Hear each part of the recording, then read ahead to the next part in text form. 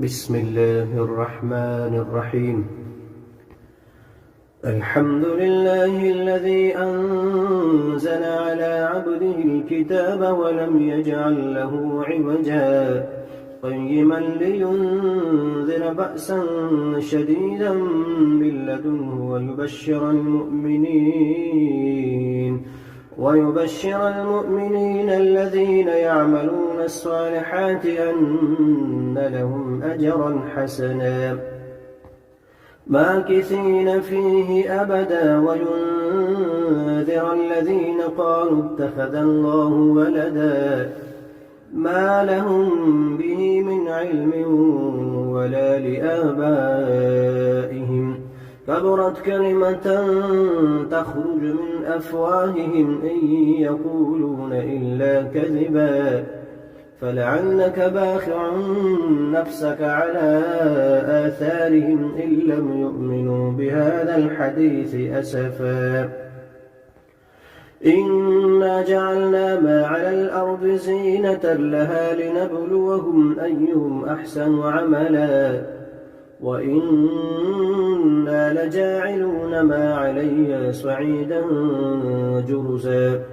أم حسبت أن أصحاب الكهف والرقيم كانوا من آياتنا عجبا إذ أوى الفتية إلى الكهف فقالوا ربنا آتنا من لدنك رحمة وهيئ لنا من أمرنا رشدا فضربنا على آذانهم في الكهف سنين عددا ثم بعثناهم لنعلم أي الحزبين أحصى لما لبثوا أمدا نحن نقص عليك نبأهم بالحق إنهم فتية آمنوا بربهم وزدناهم هدى وربطنا على قلوبهم إذ قاموا فقالوا ربنا رب السماوات والأرض لن ندعو من دونه إلها لقد قلنا إذا شططا هؤلاء قومنا اتخذوا من دونه آلهة لولا يأتون عليهم بسلطان بين فمن أظلم ممن افترى على الله كذبا وإذ اعتزلتموهم وما يعبدون إلا الله فأووا إلى الكهف ينشر لكم ربكم من رحمته ويهيئ لكم من أمركم مرفقا وترى الشمس إذا طلعت تزاور عن كهفهم ذات اليمين وإذا غربت تقرضهم ذات الشمال وهم في فجوة منه ذلك من آيات الله من يهد الله فهو المهتد ومن يضلل فلن تجد له وليا مرشدا وتحسبهم أيقاظا وهم رقود ونقلبهم ذات اليمين وذات الشمال وكلبهم باسط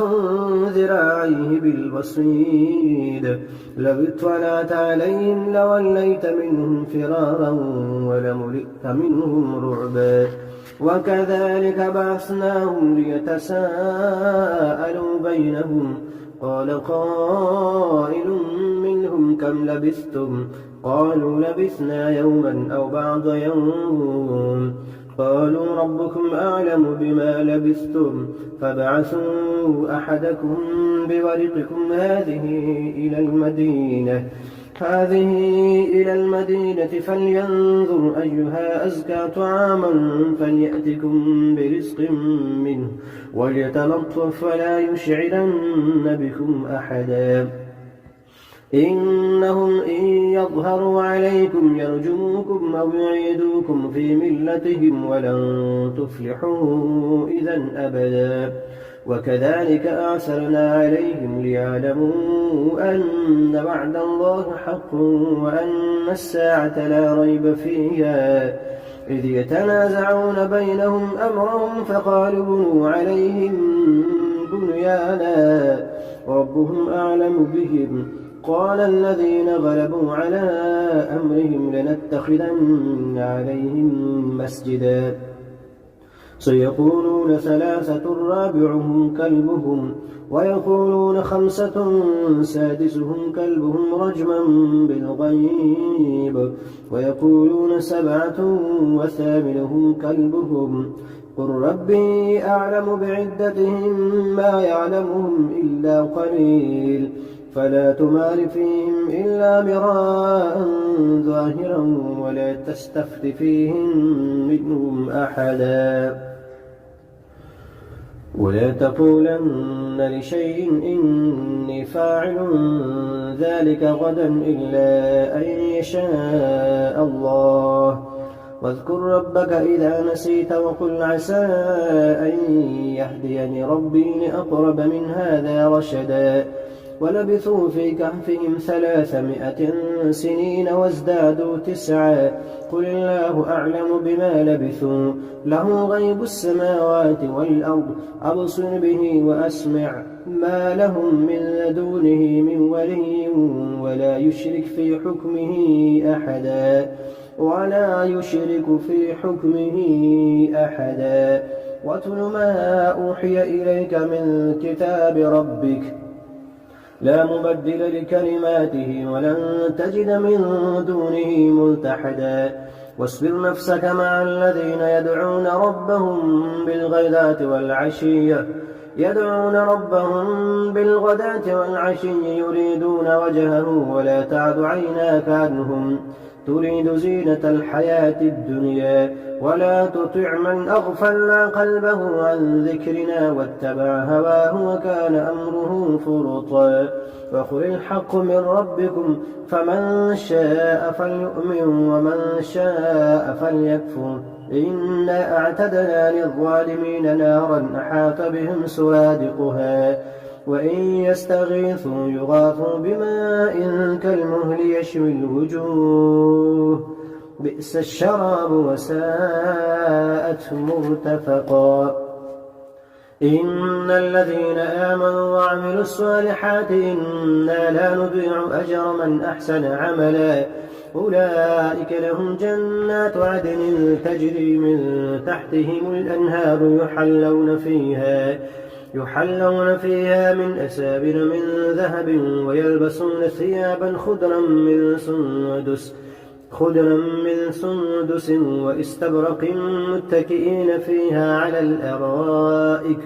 نعم الثواب وحسنت مرتفقا واضرب لهم مثلا رجلين جعلنا لأحدهما جنتين من أعناب وحففناهما بنخل وجعلنا بينهما زرعا كلتا الجنتين آتت أكلها ولم تظلم منه شيئا وفجرنا خلالهما نهرا وكان له ثمر فقال لصاحبه وهو يحاوره أنا أكثر منك مالا وأعز نفرا ودخل جنته وهو ظالم لنفسه قال ما أظن أن تبيد هذه أبدا وما أظن الساعة قائمة ولئن رددت إلى ربي لأجدن خيرا منها منقلبا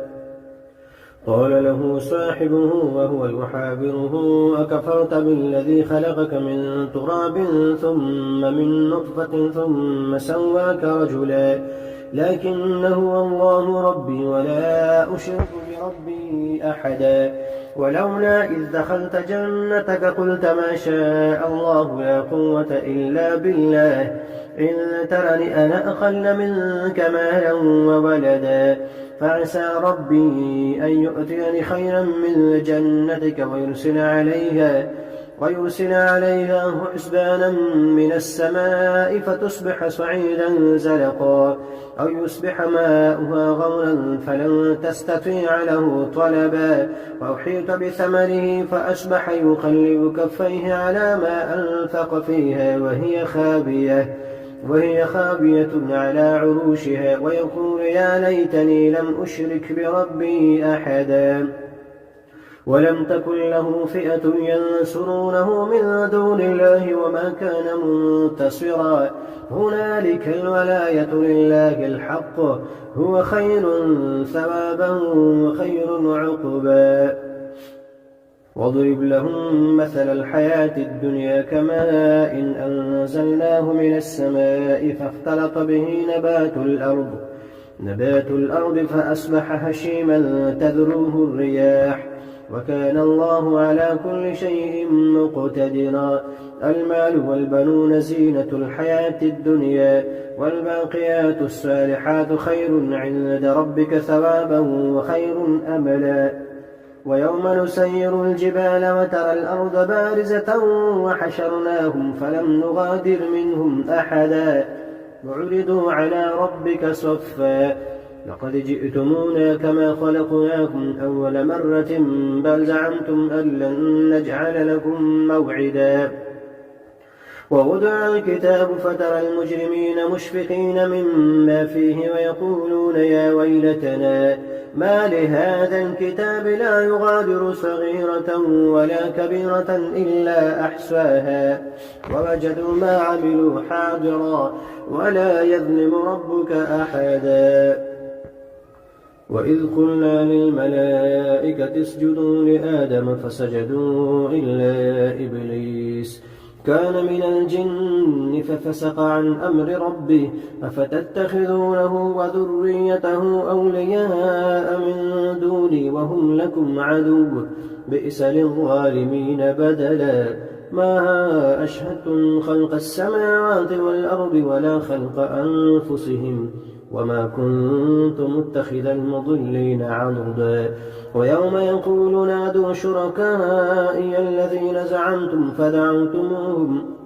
فدعوهم ولم يستجيبوا لهم وجعلنا بينهم موبقا ورأى المجرمون النار فظنوا أنهم مواقعوها ولم يجدوا عنها مصرفا ولقد صرفنا في هذا القرآن للناس من كل مثل وكان الإنسان أكثر شيء جدلا وما منع الناس أن يؤمنوا إذ جاءهم الهدى ويستغفروا ربهم إلا أن تأتيهم سنة الأولين أو يأتيهم العذاب قبلا وما نرسل المرسلين إلا مبشرين ومنذرين ويجادل الذين كفروا بالباطل ليدحضوا به الحق واتخذوا آياتي وما أنذروا هزوا ومن أظلم ممن ذكر بآيات ربه فأعرض عنها ونسي ما قدمت يداه إنا جعلنا على قلوبهم أكنة أن يفقهوه وفي آذانهم وقرا وإن تدعهم إلى الهدى فلن يهتدوا إذا أبدا وربك الغفور ذو الرحمة لو يؤاخذهم بما كسبوا لعجل لهم العذاب بل لهم موعد لن يجدوا من دونه موئلا وتلك القرى أهلكناهم لما ظلموا وجعلنا لمهلكهم موعدا وإذ قال موسى لفتاه لا أبرح حتى أبلغ مجمع البحرين أو أمضي حقبا فلما بلغا مجمع بينهما نسيا حوتهما فاتخذ سبيله في البحر سربا فلما جاوزا قال لفتاه آتنا غداءنا لقد لقينا من سفرنا هذا نصبا